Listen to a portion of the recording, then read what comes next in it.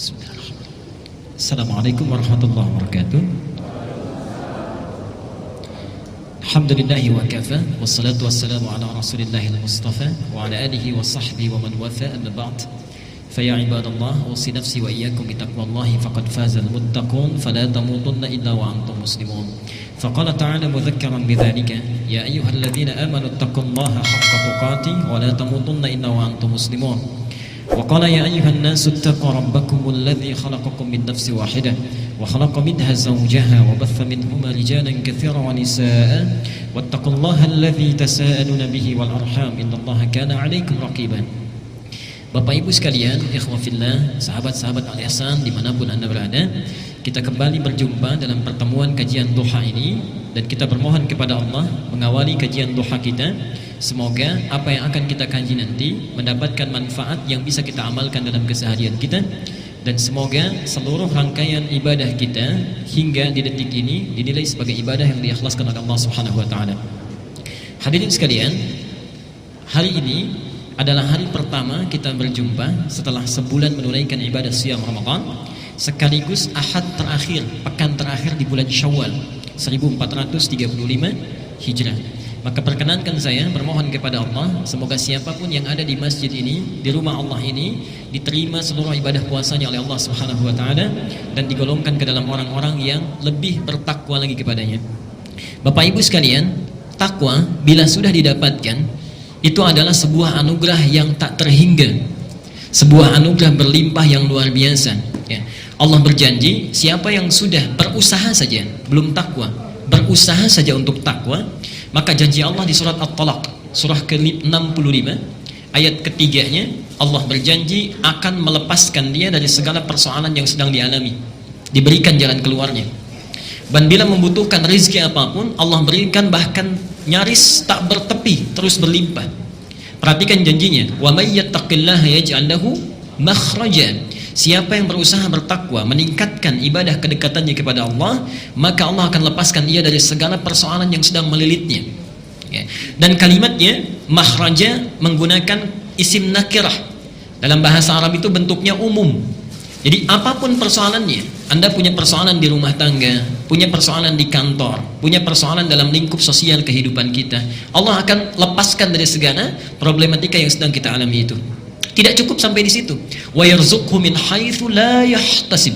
Allah akan berikan ia rizki, subhanallah, min haitsu la yahtasib, dari segala hal yang tidak bertepi dan bahkan tak kita duga, ya.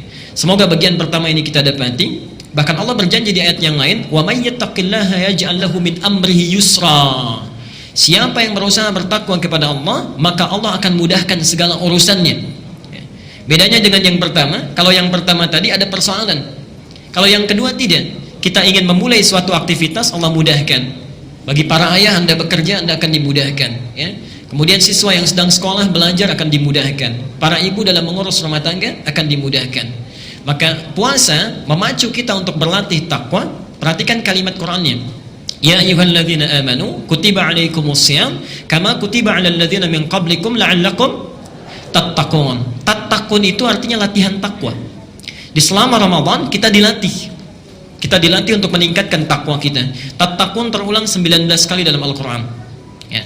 Tapi ingat ya, saya sering sampaikan, tattaqun itu latihan yang diikat dengan kalimat la'allakum sebelumnya. Kalimat la'allakum ini terulang 69 kali di Quran. Bila satu ayat diawali dengan kalimat la'allakum, ini menunjukkan pesan kepada kita bahwa tidak setiap orang yang puasa itu, sekali lagi, tidak setiap orang yang puasa itu akan berhasil dalam latihan takwanya, ya, kecuali orang yang serius dalam menjalaninya. Kecuali orang yang serius dalam menjalaninya.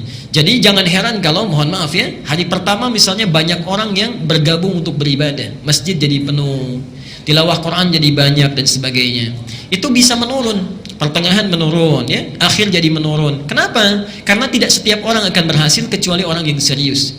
Nah, kalau sudah selesai latihannya, dirubah kata takwanya menjadi takwa yang sesungguhnya, yang benar dilakukan karena Allah, murni tak bercampur. Kalimat benar yang berasal dari Allah itu disebut dengan hak, ya. Di benar itu ada dua istilah dalam bahasa Arab. Satu as-sidqu, As-sidqu itu kebenaran yang mungkin diragukan oleh sementara orang. Insya Allah Pak Wali Kota akan datang ke sini hari ini jam 10 ya. Sementara orang yakin, tapi masih ada yang ragu. Masa ya? Jam setengah 10 masih ada acara kok ya. Misalnya di tempat A, B, C dan sebagainya. Nah, kalau kita ada satu kebenaran yang masih diragukan oleh sementara orang, itu sidqun ya. Kalau orang percaya namanya shadiq. Tapi kalau sangat percaya sekalipun itu meragukan, maka ditambah dari shadiq menjadi siddiq. Abu Bakar kenapa digelari dengan Siddiq, As-Siddiq? Karena beliau percaya pada apapun yang disampaikan Nabi sekalipun orang meragukannya ya.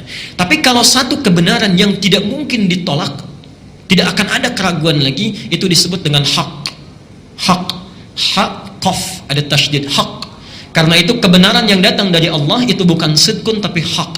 Al-haqqu min rabbika fala takunanna minal mumtarin. Nah, orang yang latihan takwa, kalau latihannya benar, bukan sidqun. Jadi kalau sidqun itu sifatnya saat Ramadan rajin ke masjid, Ramadannya selesai ke masjidnya. Okay. Saat Ramadan rajin tilawah Quran, selesai Ramadan semakin menurun atau hilang tilawahnya. Saat Ramadan yang nggak minta dicari-cari, ya. Maaf, orang nggak minta pun dicari, du'afa dicari, anak yatim dicatat. Selesai Ramadan lupa, ya. Yang di depan rumah pun nggak terlihat. Nah, itu baru sidqun. Tapi kalau betul-betul menjadi hak takwanya. Nah, kalau sudah di Quran kalimat hak disandingkan dengan takwa, maka takwanya dari tattaqun dirubah menjadi tuqah. Maka diingatkan oleh Nabi dalam setiap kali pertemuan ta'lim, khususnya khutbah Jumat, disitir surah Ali Imran ayat 102. Ya ayyuhalladzina amanu taqullaha haqqa tuqatih. Di orang yang berhasil siamnya berubah takwanya dari latihan menjadi haqqa tuqatih. Nah, Bapak Ibu sekalian, mudah-mudahan kita termasuk golongan yang haqqa tuqatih itu.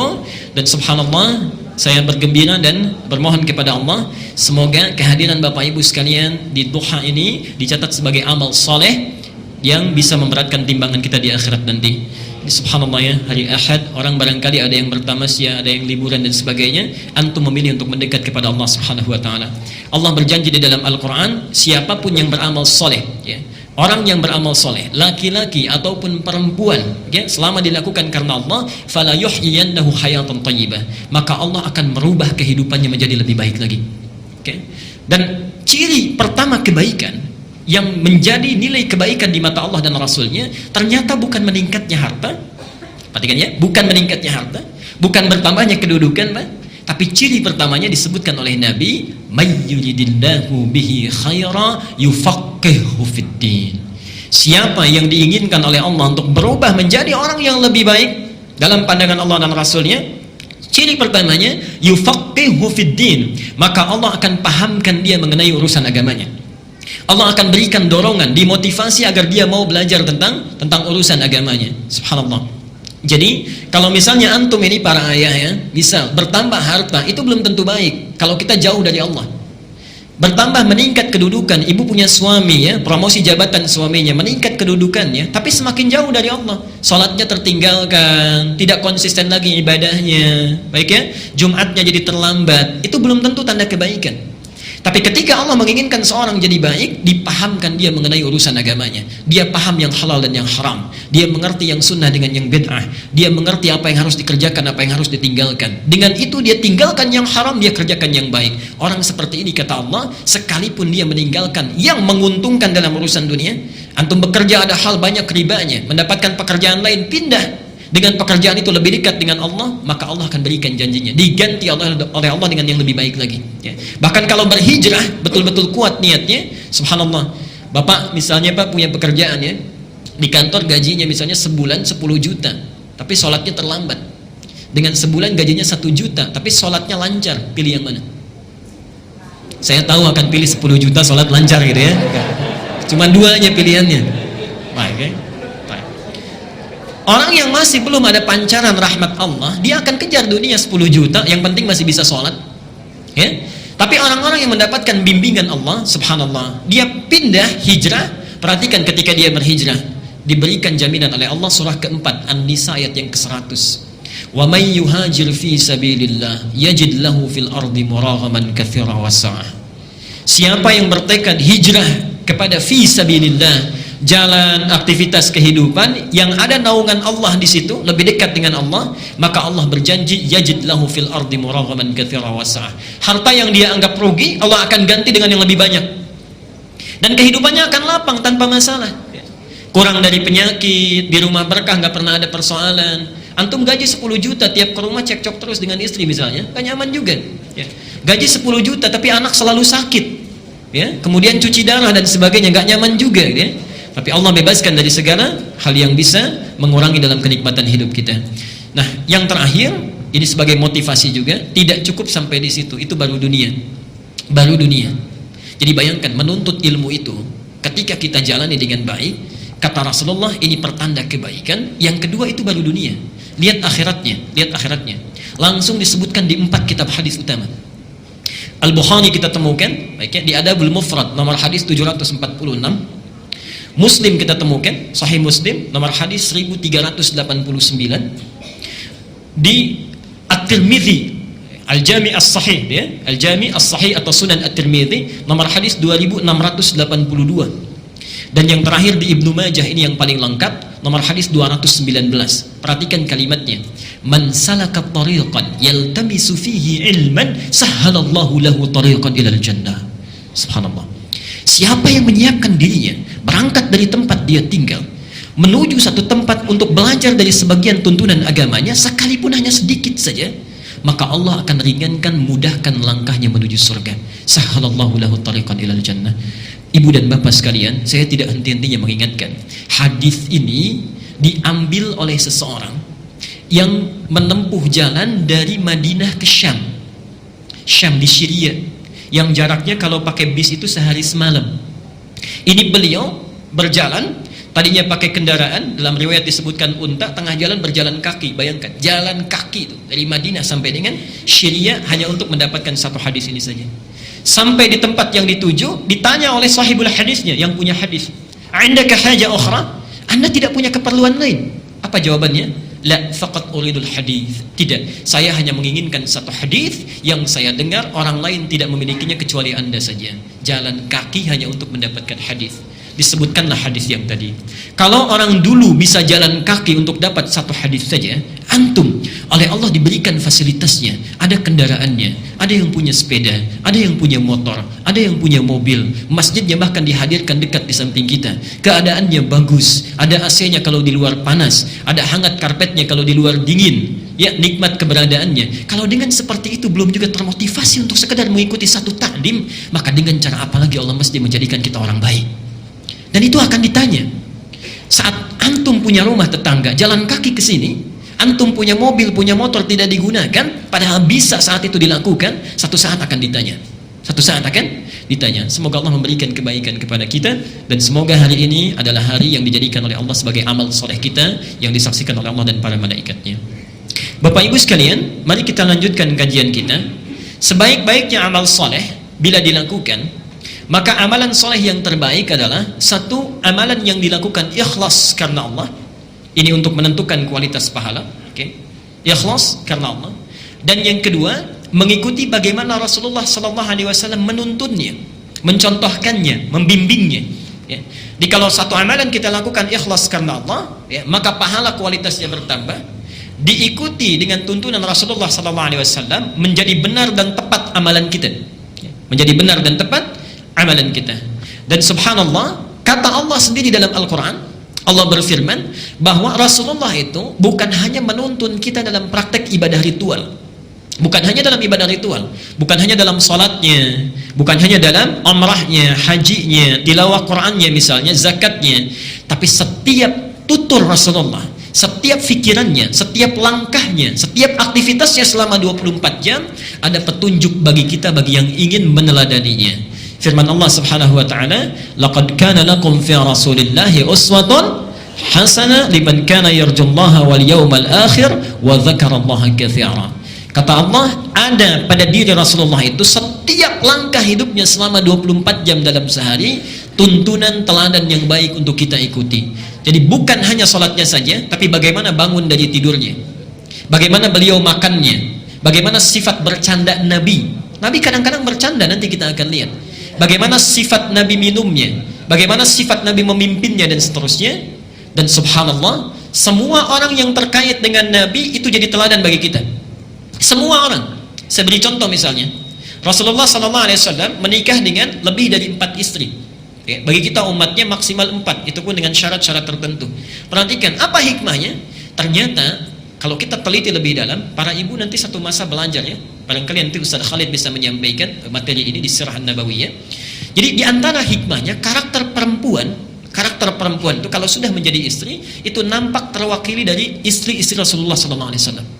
Nanti ada yang sifatnya seperti Khadijah, sifatnya seperti Aisyah, ada yang sifatnya seperti Hafsah, ada yang sifatnya seperti Zainab. Nah, ibu coba lihat, temukan dalam diri saya mirip siapa?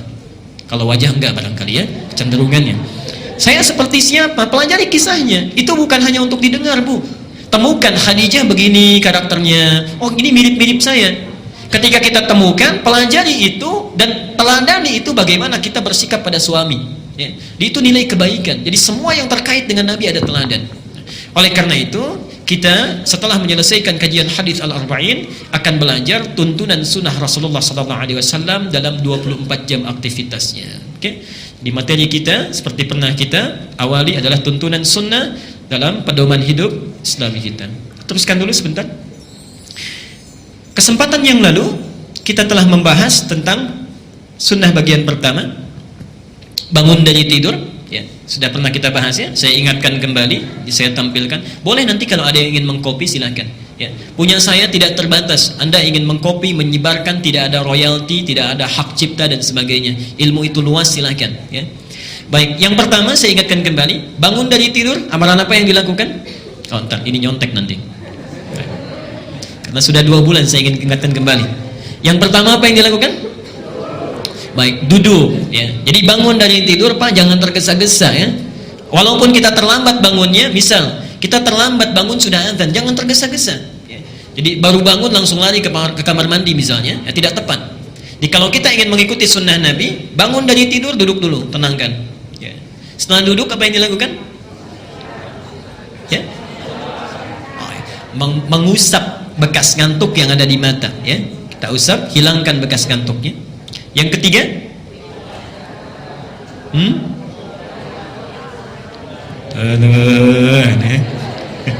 rambutan, tidak yakin suaranya. Baik, membaca doa bangun tidur. Alhamdulillahilladzi ahyana ba'dama amatana wa ilaihin nusyur. Saya telah perincikan ini. Baik. Jadi duduk, mengusap bekas ngantuk, membaca doa bangun tidur. Setelah itu, yang keempat, membaca 10 ayat terakhir di surah Ali Imran. Sudah diamalkan? Baik, kita sudah lewat 3 bulan tuh. Sudah diamalkan belum? Ayo menghafal 10 ayat terakhir. Tidak banyak insyaallah, tidak banyak. Saya sering sampaikan Pak ya, ibu kesempatan menghafal itu banyak daripada kita melakukan sesuatu yang tidak baik. Antum para ayah, Pak, saya berikan pesan ya. Kita malam Jumat kemarin, setiap malam Jumat ada kajian hafalan Quran. Silakan bagi yang ingin mampir nanti di Pekayon. Kita berikan tips. Antum kan kalau di jalan suka mendapatkan lampu merah ya. Lampu merah itu kan cukup lumayan. Coba kalau setiap lampu merah kita dengarkan 1 ayat saja. Hafalkan. Setiap lampu merah sehari dapati berapa gitu bagi antum yang bekerja.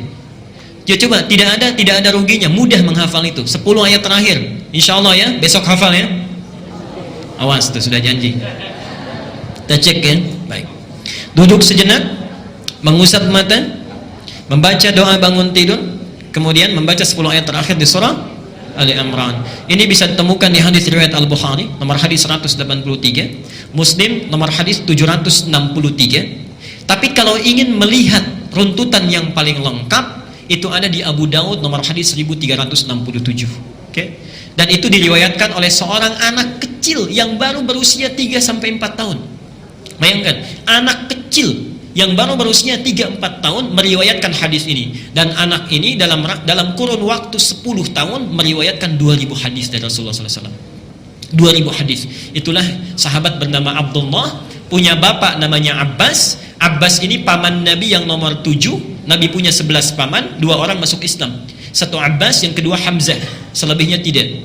Abbas punya anak kedua namanya Abdullah. Karena Abdullah anaknya Abbas, Ibnu Abbas dikenallah dengan Ibnu Abbas. Ibnu Abbas ini seperti pernah saya ulas, kecilnya selalu dibawa oleh paman, oleh ayahnya, ya, ke dalam naungan hadanah Rasulullah SAW. Kalau beliau ta'lim, beliau mengajar, itu senantiasa disertakan. Walaupun main-main sambil canda, sambil tertawa, itu mengingat sesuatu. Sampai puncaknya cinta, saking cintanya pada Rasulullah SAW, senang dengan Nabi. Pak Ibu, saya nanti kita bahas ya, kita ajarkan. Rasulullah itu jangankan pada orang dewasa, pada anak kecil pun itu masih senyum. Pada anak kecil. Kemudian lewat beliau di satu jalan, nanti kita akan bahas terperinci. Lewat di satu jalan, anak kecil sedang kumpul, itu masih disempatkan oleh beliau mengucapkan salam. Assalamualaikum, saya minta izin lewat. Anak kecil yang nangis diangkat oleh beliau, dipeluk, dibelai dan sebagainya. Antum kadang-kadang jangankan anak kecil, orang dewasa pun masih cemberut aja, kan? Baik, kalau kita ingin mengikuti sunnah Nabi, kita praktikkan. Nah, ini saking cintanya dengan Nabi, kemudian tahu Nabi akan menginap di rumah bibinya Maimunah, maka minta izin pada ayahnya untuk tinggal di rumah bibinya. Saya pernah tanyakan, kalau anak kecil tuh usia 3-4 tahun, paling telat tidurnya jam berapa? Ya, mungkin jam 7, jam 8, jam 9. Ibnu Abbas tidak. Abdullah bin Abbas menunggu di depan kamar Rasulullah, menunggu, bahasa kita begadang, ingin lihat bagaimana Nabi bangun dari tidurnya. Bayangkan, ditunggu oleh beliau, dan Rasulullah tahu itu, dilihat. Kemudian disampaikan pada kita, Rasulullah itu kalau bangun tidak langsung berdiri, duduk dulu, mengusap wajahnya, menghilangkan bekas ngantuknya, baca doa bangun tidur, membaca 10 ayat terakhir di surah Ali Imran, baru keluarlah menepuk pundukku dan mengajak aku, mengajariku wudu, kemudian tahajud, ya. Subhanallah. Anak usia berapa? 3-4 tahun. Jadi kalau antum masih punya anak yang masih balita, tidak ada salahnya, silahkan diajak, ya. Dalam mainnya dia mendengar, dalam mainnya dia belajar. Di KIAI itu ada seorang ayah yang bawa anaknya. Kita punya ta'lim, hafalan Quran, baru sampai 63 ayat, bapaknya hafal 53 ayat, anaknya cuma diam aja, diam, senyum. Ketika akan kami uji, subhanallah, anaknya minta diuji, ternyata sudah hafal 1 juz. Sudah hafal 1 juz. Selang berapa hari? 4 juz. Kemarin kita tanya lagi, sudah 7 juz katanya. Jadi akan ada saja, kalau bukan antum yang hafal Quran, barangkali anaknya. Kalau bukan ibu yang paham hadis, barangkali cucunya, ya. Jadi siapkan dari sekarang, ya. Baik, kita teruskan. Kemudian yang kedua, setelah itu apa? Setelah selesai membaca surah Ali Imran, 10 ayat terakhirnya, apa yang dilakukan? Lupa kita, ya. Baik. Pertama, mencuci kedua telapak tangan. Cuci dulu kedua telapak tangannya, okay. Ini riwayat dari Abu Hurairah, tercantum dalam Sahih Al-Bukhari dan Muslim. Kemudian yang kedua apa? Bersiwak atau menyikat gigi. Baik. Selanjutnya apa? Berwudu, menyempurnakan wudu, sempurnakan wudu. Dan yang terakhir, baru kita ada yang berhubungan suami istri di malam harinya, kemudian mandi janabah dulu. Ingat, ya, pertama bangun dari tidur, duduk dulu, usap sebagian mata bekas ngantuknya, baca doa bangun tidur, 10 ayat terakhir surah Ali Imran. Mulai kita pergi ke kamar mandi, ke toilet, cuci tangan dulu, ya, hilangkan bekas-bekas yang kotor, lalu bersiwak, sempurnakan wudu. Bagi yang ingin mandi, maka sempurnakan mandinya. Sampai di sini bahasan terakhir kita. Jelas, ya? Sekarang kita akan masuk bahasan yang selanjutnya, apa yang sudah dilakukan oleh Rasulullah saat bangun dari tidurnya. Baik, saya ingin tanyakan, kalau Rasulullah bangun itu kira-kira bangunnya jam berapa? Kalau dikonversi. Baik. Atau singkatnya begini, bangunnya itu saat subuh, menjelang subuh, atau di pertengahan malam? Pertengahan malam, ya? Baik. Karena beliau bangun di pertengahan malam, kadang-kadang sepertiga malamnya, maka ada ibadah yang dilakukan di saat itu. Ibadah apa itu? Salat tahajud. Seperti hadis riwayat Ibnu Abbas tadi, setelah menyelesaikan ini semua, maka dianjak Ibnu Abbas dituntun untuk menunaikan tahajud. Materi kita saat ini sifat tahajud Rasulullah sallallahu alaihi wasallam.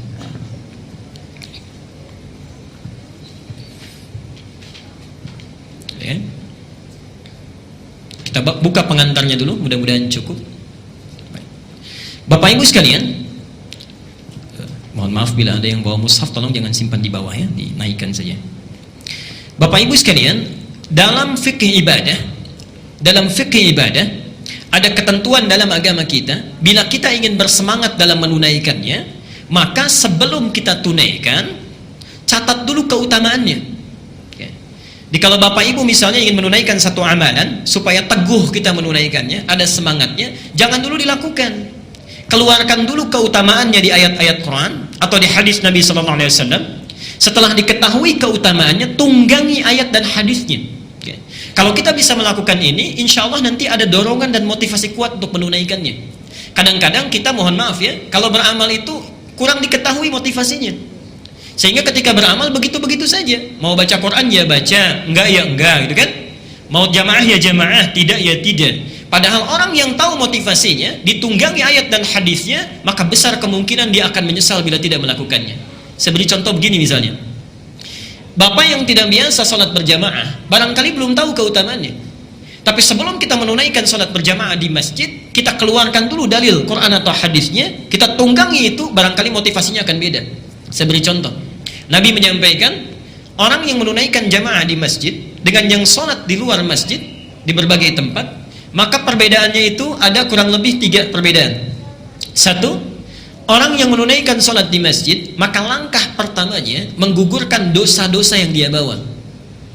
Langkah selanjutnya mengangkat derajat di sisi Allah Subhanahu wa taala. Bayangkan, bagian pertama. Yang kedua, kata Rasulullah, bedanya masjid dengan rumah atau tempat biasa itu 25 kebaikan. Kalau antum sholat di masjid, itu kita mendapatkan 25 keutamaan yang tidak didapati di tempat lain. Bayangkan, rumah sudah di samping masjid. Antum memilih sholat di rumah, padahal bisa ke masjid, kita kehilangan 25 kebaikan. Kehilangan peluang gugurnya dosa.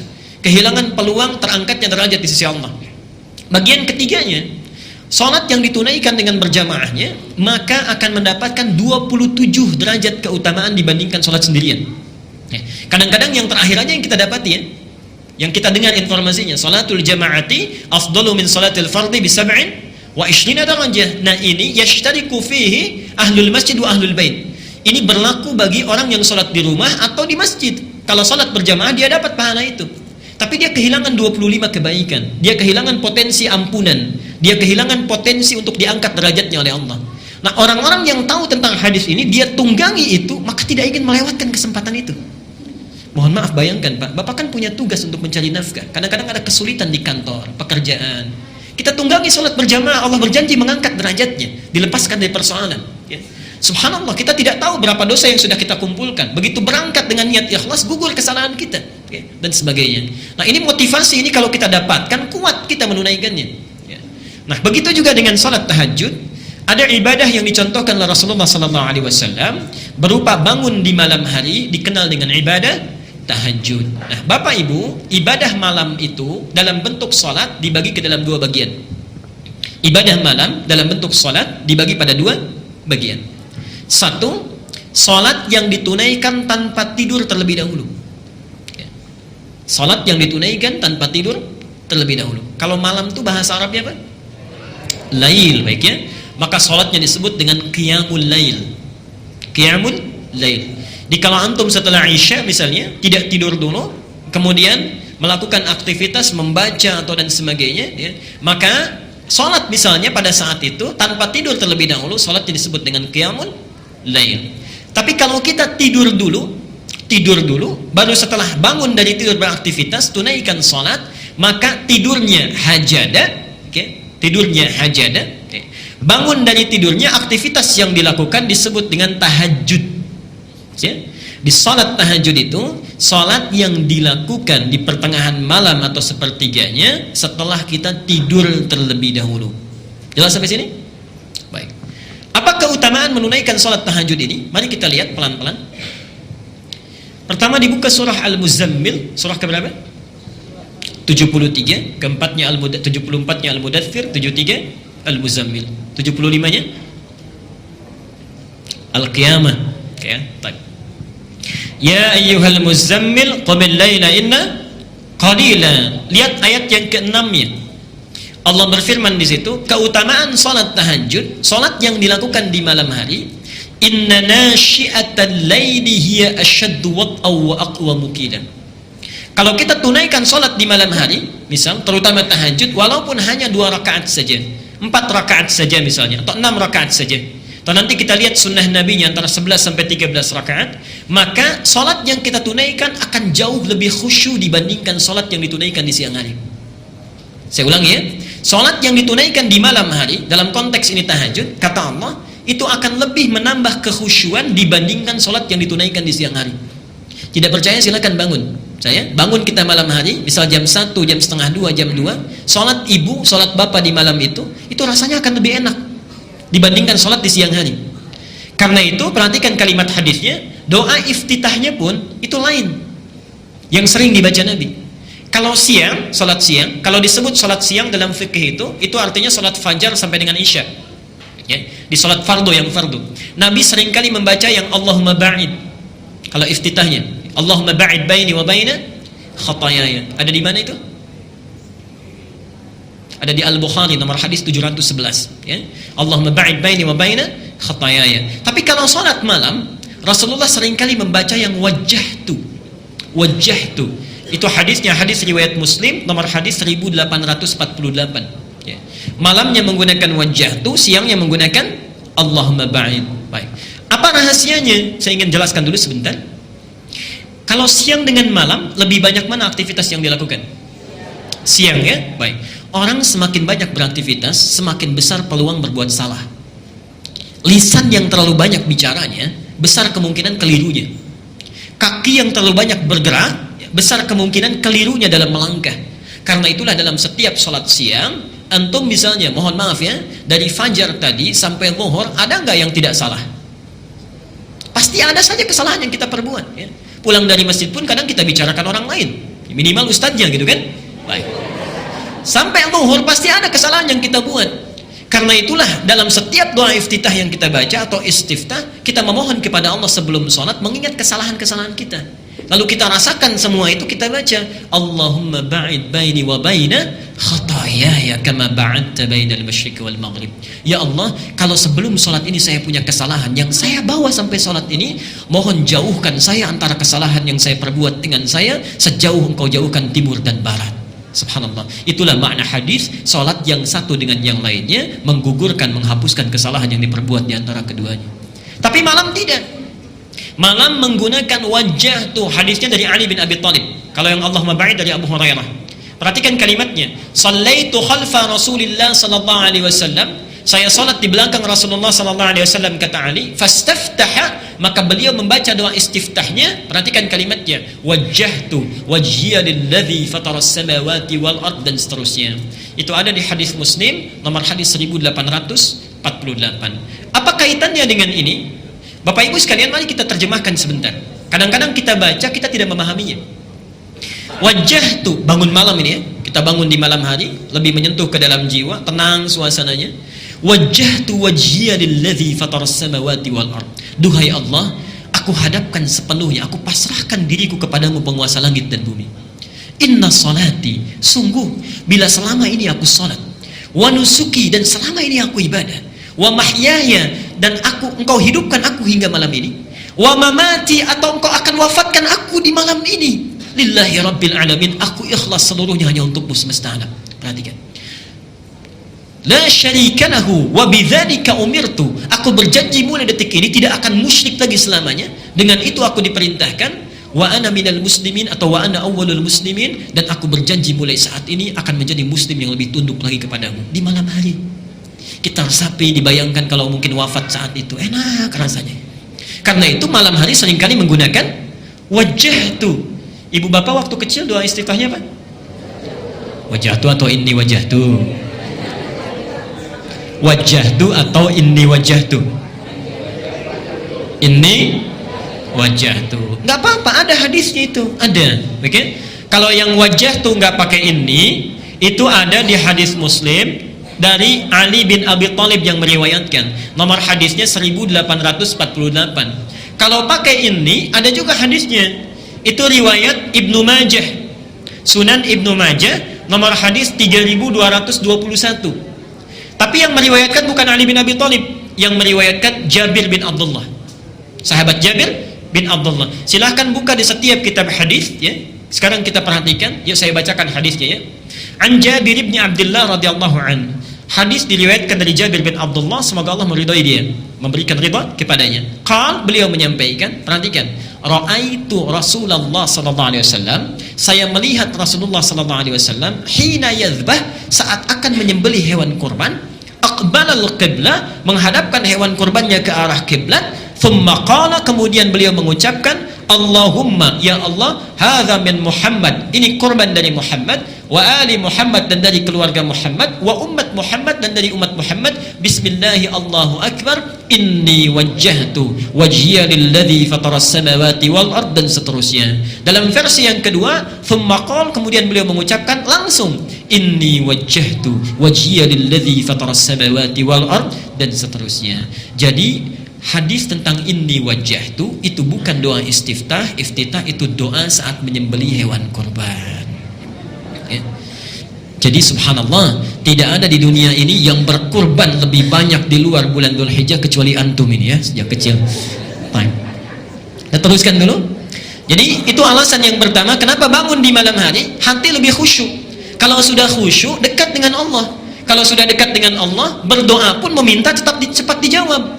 Ya. Jadi kalau antum bangun malam, ini kaitannya. Kata Allah lebih khusyuk bangunnya. Kalau sudah khusyuk, hati lebih dekat dengan Allah. Kalau sudah dekat dengan Allah, minta apapun pasti diberi, sepanjang baik permintaannya. Kedua, kita teruskan. Keutamaan bangun di malam hari, ibadah tahajud, kata Al-Quran, itu memiliki 4 keutamaan. Tambahan yang tadi. Memiliki 4 keutamaan lain yang tidak akan pernah diberikan kepada orang yang tidak tahajud, bahkan sekhusyuk apapun sholat yang lainnya. Misal, antum sholat fardunya khusyuk luar biasa, tapi nggak tahajud, nggak akan dapat yang 4 ini. Okay. Apa itu? Dibuka di surat Al-Isra, surah ke-17, ayat 79 sampai dengan 81. Mari kita lihat surahnya. Wa minal laili fatahajjad bihi nafilatan laka. Pengantarnya ini, perhatikan Bu ya, Pak. Ayat 79 ini dipisahkan ketentuannya dengan ayat 78. Di ayat 78 tentang salat wajib, kemudian 79 tentang salat tahajud. Tapi uniknya, Allah hanya menerangkan 4 keutamaan untuk salat tahajud, 78-nya nggak disebut. Ya. Kita lihat ya, aqimis salata liduluki syamsi ila ghasaqil laili wa qur'anal fajri. Inna qur'anal fajri kana mashhuda. Itu salat yang wajib 5 waktu. Ya. Tidak dijelaskan keutamaannya, nanti dirinci di hadis. Tapi ketika menerangkan tahajud ayat 79-nya, wa minal laili fatahajjad bihi, dan di antara sementara malam tunaikan olehmu tahajud nafilah. Itu hanya sunnah saja, muakkadah hukumnya, sunnah yang sangat ditekankan. Tapi ibadah nafilah ini, subhanallah, tidak didiamkan oleh Allah, langsung dilengkapi ayatnya. 1, asa an yab'atsaka rabbuka maqaman mahmuda. Siapapun yang menunaikan tahajud dengan baik, maka Allah akan mengangkat derajatnya, mengangkat karirnya, ditempatkan di tempat yang terbaik dan mulia. Hati-hati ya, Pak. Saya seringkali rewel ya, cerewet kepada para ayah. Antum itu punya tugas untuk mencari nafkah. Allah sudah berjanji di ayat ini, kalau antum tidak tinggalkan tahajud, tunaikan dengan baik, itu karir pekerjaan kita akan dimudahkan. Itu sudah janji Allah. Sudah janji Allah. Antum jangan lihat para sahabat Nabi itu bukan semuanya jadi ustadz, tidak. Banyak di antara mereka yang pebisnis. Abu Bakar misalnya seorang diplomat yang sangat ulung di samping seorang pebisnis. Utsman bin Affan seorang pedagang yang luar biasa. Abdurrahman bin Auf seorang sahabat yang luar biasa manajemen bisnisnya, paling kaya saat itu di Makkah dan di Madinah. Ali bin Abi Thalib seorang pengajar yang sangat jenius. Bapak Ibu tahu apa yang terjadi? Abu Bakar, Utsman, Abdurrahman bin Auf, termasuk Abu Dzar Al-Ghifari, seorang yang sukses dalam dunianya, itu bisnisnya tidak pernah rugi, selalu untung. Tidak pernah rugi, selalu untung. Bahkan Abdurrahman bin Auf cuma punya modal pakaian saja, 3 bulan di Madinah, jadi orang nomor 3 paling kaya di Madinah. Nomor 3 paling kaya. Hartanya seperempatnya 80.000 dinar. Modalnya cuma pakaian, 80.000 dinar. Sekarang 1 dinar 2,5 juta. Setengah T kurang lebih dalam 3 bulan. Untanya 10.000 ekor dalam 3 bulan. Subhanallah. 10.000 ekor. Sekarang 1 ekor itu 15 juta paling murah. Ya. Dombanya tak terukur. Setelah 1 tahun, 1 tahun itu jadi orang paling kaya di Madinah yang kapaknya saja terbuat dari emas. Antum 3 bulan sudah dapat apa?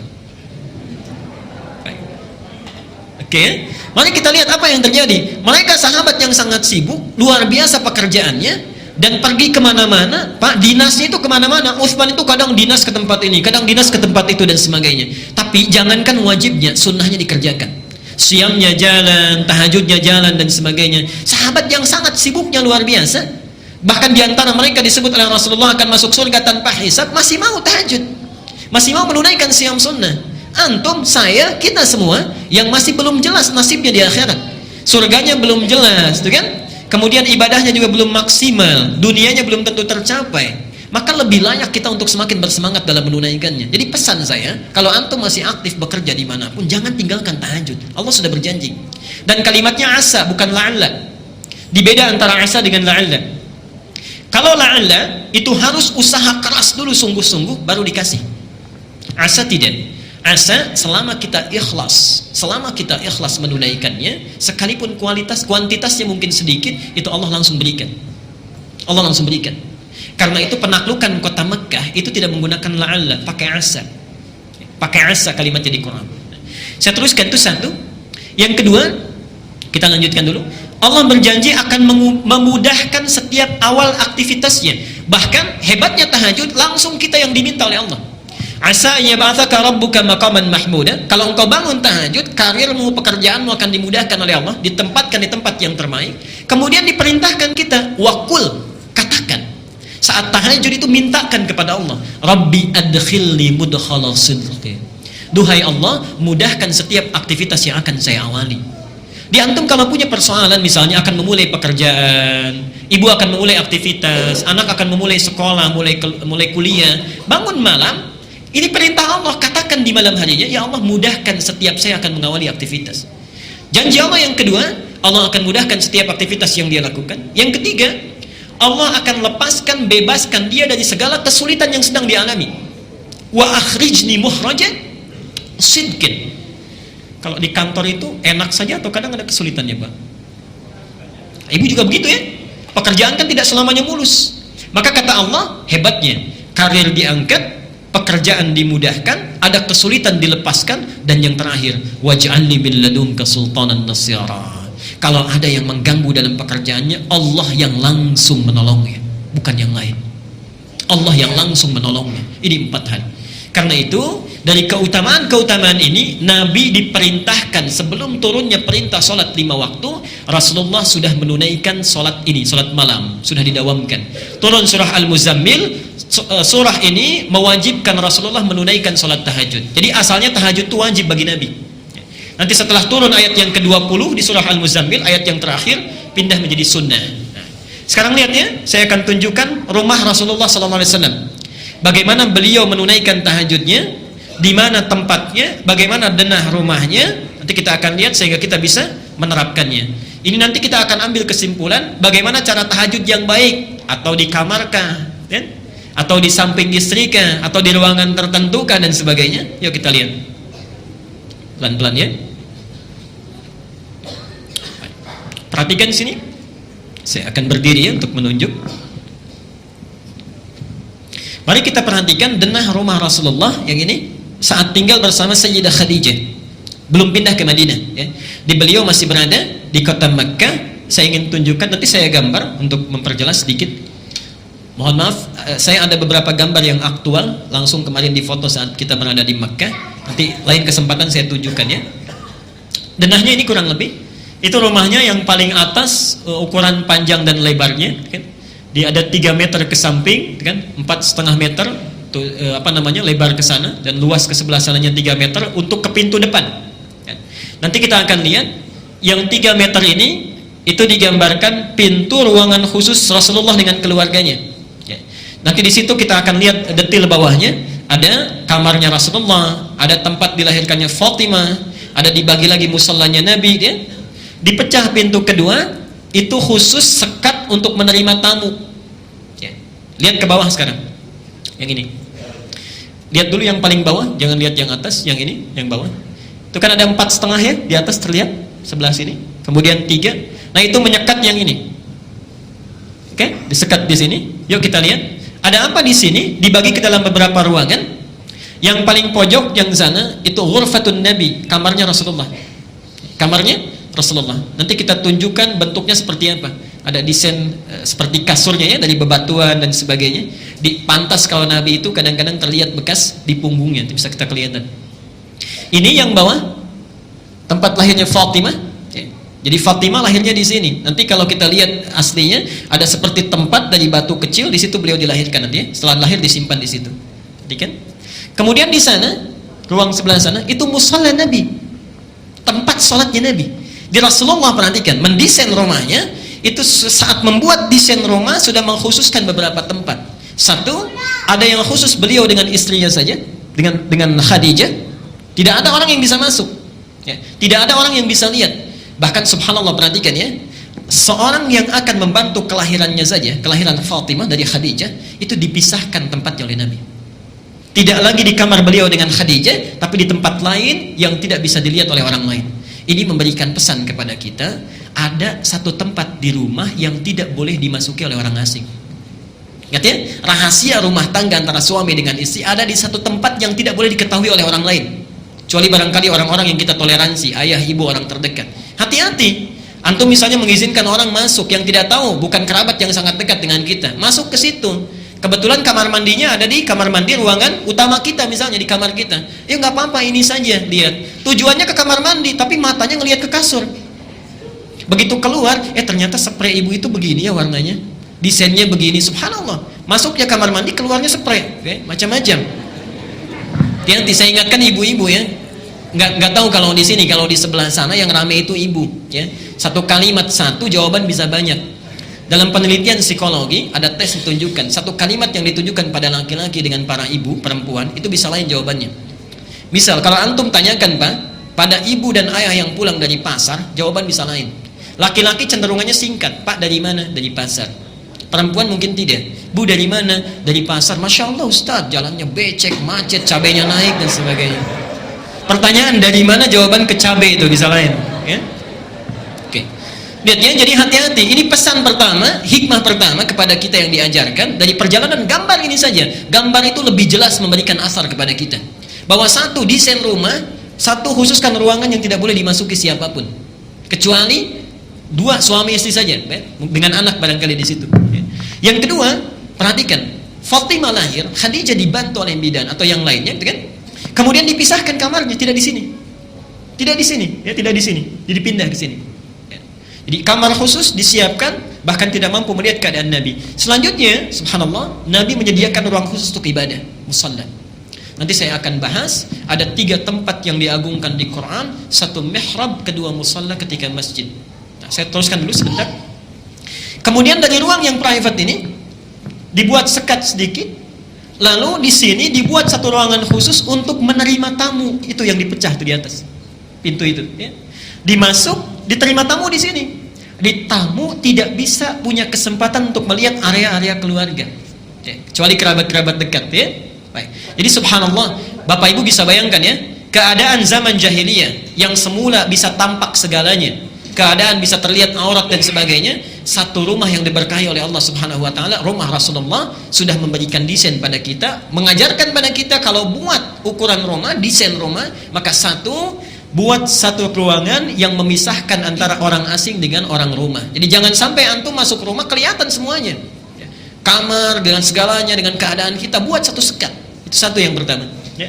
2 ini ruangan khusus. Dan sekarang saya tunjukkan ya, ini petanya. Nanti kalau satu saat kita ke sana atau Bapak Ibu ke sana, di mana areanya? Yang paling atas itu, yang paling atas itu adalah tempat barang-barang dagangannya Khadijah. Di beliau itu kan punya bisnis ya. Makan tijarat Sayyidah Khadijah radhiyallahu anha. Tempat aktivitas bisnisnya Sayyidah Khadijah. Jadi beliau punya aktivitas bisnis. Tidak banyak orang tahu seluas apa ini. Yuk saya berikan gambarnya. Ini Ka'bah sini. Wilayah Masjidil Haram, ada Ka'bah sini. Masjidil Haram di Ka'bah. Oke. Agak kurang panjang. Jazakallahu khair. Subhanallah. Baik kan? Kalau sisi sebelah sini disebut apa? Ada apa di sini?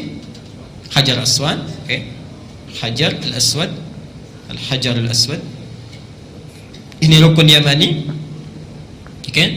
Ini ada makam Ibrahim, sini Hajar Ismail, sini enggak ada, Al-Iraqi, Syami dan seterusnya. Ini Hajar Aswad. Kalau antum nanti ke Mekah satu saat umrah, ini ada menara Zam-Zam di sini, pintu masuk pertama ya. Oke, ini masuk pintu masjid. kalau akan mengikuti sunnah Nabi dalam memulai tawaf, masuklah melalui pintu Babus Salam. Di mana pintu Babus Salam itu, kalau kita posisinya di Menara Zam-Zam ini, bergeser kurang lebih 2 pintu ke kanan, langsung geser. Satu, ya, ada eskalator ke atas. 2 pintu yang kedua, ya, ada eskalator turun ke bawah. Turun ke bawah, ya. Jadi langsung turun. Nah, di bawah ini kalau kita masuk lewat sini, itu keluarnya langsung tepat di